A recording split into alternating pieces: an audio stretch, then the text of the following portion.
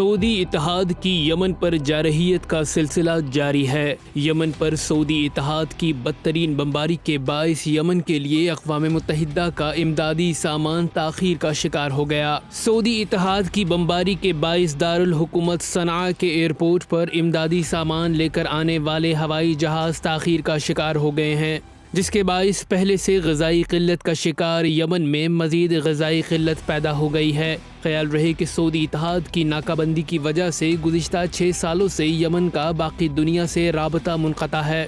گزشتہ ماہ اقوام متحدہ کے ادارے برائے ترقیاتی پروگرام نے کہا تھا کہ یمن جنگ کے باعث اس سال کے آخر تک 4 لاکھ یمنی جاں بحق ہو سکتے ہیں۔ واضح رہے کہ جہاں ایک طرف غیور یمنی سعودی جارحیت کا جواں مردی سے مقابلہ کر رہے ہیں، تو وہیں دوسری طرف سعودی ناکہ بندی کے باعث لاکھوں یمنی شدید غذائی قلت کا شکار ہیں، جبکہ نام نہاد عالمی برادری یمن جنگ رکوانے کی بجائے سعودی اتحاد کے ساتھ اربوں ڈالر کے معاہدے کر رہی ہے۔